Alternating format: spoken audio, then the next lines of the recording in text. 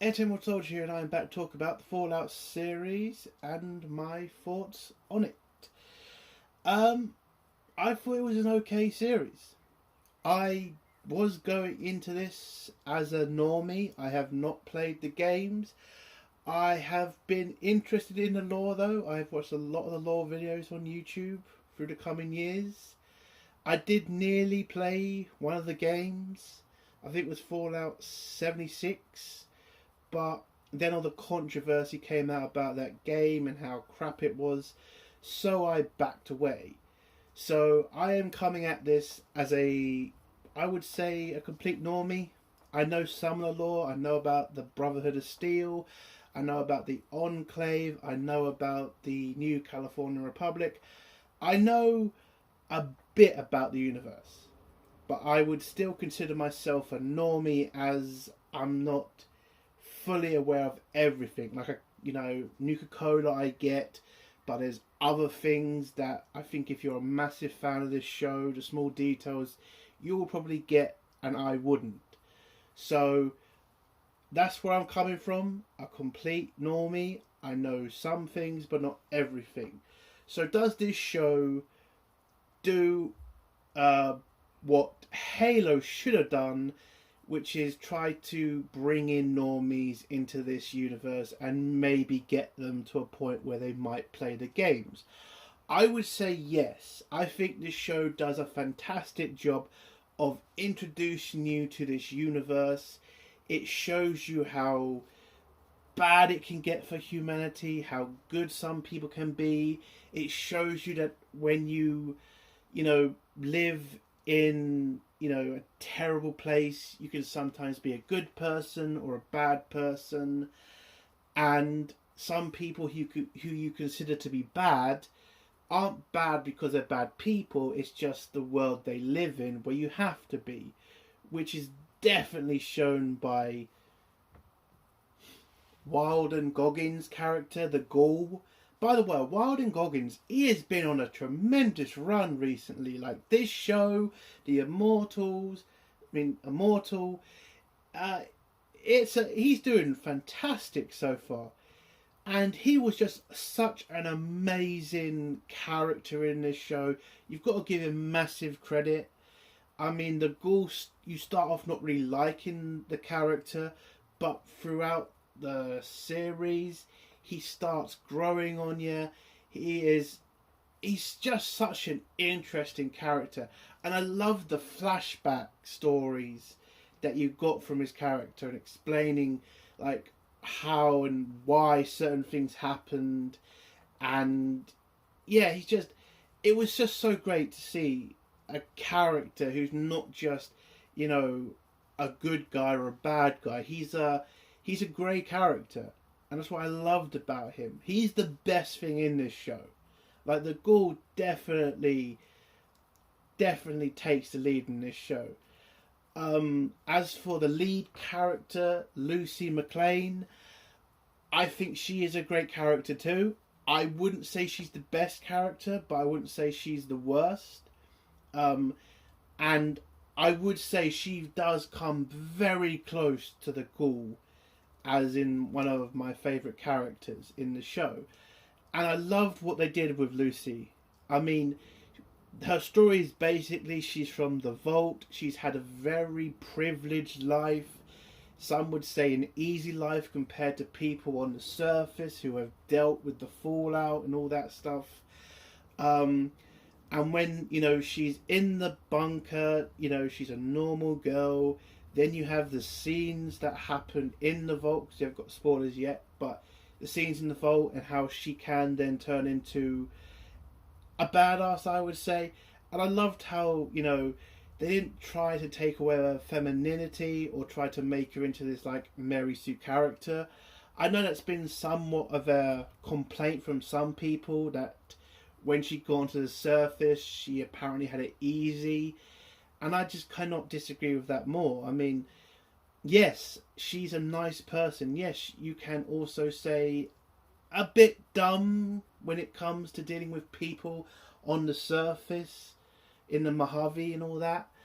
But I liked her character. I mean, I think listen, she's come from a very privileged world. Of course, she's not going to act, you know, like everybody on the surface. Of course, she's going to be very naive when it comes to like dealing with people in this universe, where she's seen people at their best, but now she's seen people at their worst. I love that about her character. Like she's very happy, and she wants to see the good in people, and I like that about her character. And throughout the series, you saw her change a bit. You saw her not being so stupid in certain cases, sometimes having to be the badass that she can be. And I liked that. I mean, there's a scene in this show where, she wants to help the people that she's locked up with. And then when she tells the slavers to release everybody and they don't release certain people, and then she forces them to release a certain people, that was kind of very naive for her to do that. Maybe she should have asked why they were keeping these certain people locked up. But again, she just wants to help these people who are being enslaved and experimented on, or having parts of their body, stolen from them. And yeah, I mean, I thought that was a good scene and a bad scene, but overall it showed Lucy's character as very caring. So yes, I do get certain people's opinion about her, and there are sometimes she does kind of get away with being stupid, but I would not count her as a Mary Sue. I kind of think calling her a Mary Sue is kind of ridiculous, because when she then, deals with the Ghoul, she does pretty much get shown to be weaker, and, the Ghoul does teach her a lesson, especially to do with the finger scene between her and the Ghoul, which again, you can't really call her a Mary Sue if she loses a fucking finger.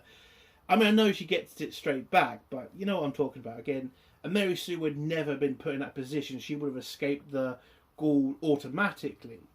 This character doesn't. She gets hit hard. It takes a toll on her, but she's able to overcome it. And I like that about the character. But we have to get to, I would say, not a massive problem of the show. I mean, I think he's a good character. I think the problem with his character, and who I'm talking about right now, is Maximus, the guy from the Brotherhood of Steel. I think, listen, I don't think he's a terrible character. I think by the end of the series, you grow to like him, or at least I did. But at the beginning, especially in the middle of the season, I would say he wasn't that great of a character. And the way he gets the armor was kind of a bitch way of getting it. And where you understand this guy has all this faith and all this hope to become a knight in the Brotherhood of Steel, the way he gets to that point, I didn't like. I kind of wish they had kind of changed how his knight died. And again, it is funny they use that character to play Maximus's knight. I mean, that moron, I don't know his name, but I know he's like I wouldn't say a radical leftist, but he's definitely got his head up his arse. And I was pretty shocked seeing him in the episode. But anyway, I'm talking about Maximus. For me, the problem with Maximus is, at the beginning, they write him like such an arsehole. And then when you see what he does and lets his knight die, again, that wasn't going to make him, or at least make the people watching like the guy. That's going to make us feel like he's a bit of a dick, or he's a massive dick because he let his knight die. And throughout the episodes, he didn't get better. Like, he seemed to have, dumber in some cases. Like, there's a scene where he leaves his armor to, go find something. I don't really remember what he did, but he left his armor. He comes back. There's a bunch of people around his armor, and he tells them to step away. He then gets his ass kicked by them. I did like the fact he then got around and kicked the shit out of them again. Kicked the shit out of them, grabbed his suit, and then walked off. But for me, the character, it just didn't start off right. you're supposed to get us to like these characters, and for Maximus, it did take too long to get to that point where you did like him. Like the scene in Vault 4, when he was acting like such an idiot and just willing to give up his oath to the Brotherhood of Steel like that quick, was, I would say, ridiculous. Especially when you know the backstory about Maximus and how he was saved by the Brotherhood. But all it takes for him to abandon his oath to the Brotherhood, abandon his brothers, is a hot chick and some comforts. Like a hot shower and some food. And that, to me, then you have to question, because at the beginning of the series, he's very, very dedicated to the Brotherhood of Steel. Like, he has memories of being saved by them. Like, he owes them his life. But then it's so easy for him to turn on the Brotherhood of Steel. That, to me, is bad writing. I don't blame the actor who plays Maximus. I do blame the writing at that point. So, I would say Maximus is the worst part of the show, but I wouldn't say he's the worst part till the end. I would say he's the worst part until, I would say, episode 8, where he kind of changes for the better, and you can then kind of understand where he's going through where his thought process is going, why he's, you know, kind of becoming a lot less enthusiastic about the Brotherhood. I would have liked it to have been a bit better than that. Maybe showing that this is his first time working outside with the Brotherhood. Maybe seeing the Brotherhood be total dickheads to people, killing innocent people, and then having the veneer taking off of the Brotherhood in his eyes. That, to me, would have made more sense than the way they do it in the show. So, yeah. But that is pretty much my thoughts on the non-spoiler side of this. I think the show is very good. I think it does what you need. It does what you need it to do for Bethesda. I think it's going to attract a lot more normies like me to play the games, because I'm actually considering playing the games. And I know the best one to start with, at least that's what a friend told me, is New Vegas. They said that's the best one to start with, so I probably might start it, because this show was great. I was interested in the story. I love most of the characters. Again, Maximus, I do like the character. It's just the way they started off with him. But overall, the show's great. The story's interesting, and the lore behind this show is very interesting. So this show does what the Halo show couldn't do, and it explains the story. It will get you interested enough to play the games, so it brings more fans in and doesn't piss off the majority of the original game fans of the franchise. So I would say to the people writing and directing this, amazing job. I really did enjoy watching this series. I would say it's not a 10 out of 10, but I would say it's an 8 out of 10. It's a strong series. I think the biggest problems is just to do with you know, bad character writing for certain people. Maximus, you will know what I'm talking about. But overall, the series itself is very great. I loved it. I will probably start playing the games, and I will definitely start watching more of the lore videos, because they are very interesting. And that is my thoughts on the Fallout series. Great show, and I actually can't wait for the next season. And I hope it does get a new season. But I do have one final problem with this show. And it's mainly to do with Amazon releasing the entire series. I think if Amazon had a bit more faith in this show and released it weekly, that would have been a lot better for the series. Because now that they've dumped it all in one day, you're going to watch it in 1 week and then you're just going to leave it alone. So you can't build on a lot of the goodwill you get from this show. And so there's not going to be enough talked about it. There's not going to be enough videos made about it to give it more of an audience.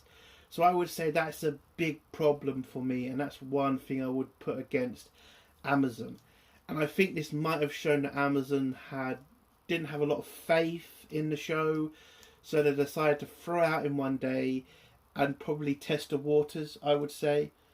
But for me, I would say this to Amazon: okay, the first season you released it all at once. Okay, next season, weeklies. You gotta do it weeklies, otherwise it's gonna be done in a week and nobody's gonna care.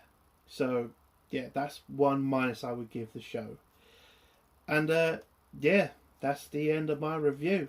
9 out of 10. Great series. And yeah, thoroughly enjoyed it. So, if you like this review, give it a like. If you dislike this review, give it a dislike. And if you like my content, do think about subscribing. And if you have a comment, leave it below, and I'll try to get back to it as soon as I can. Airtech Mod Soldier. Bye.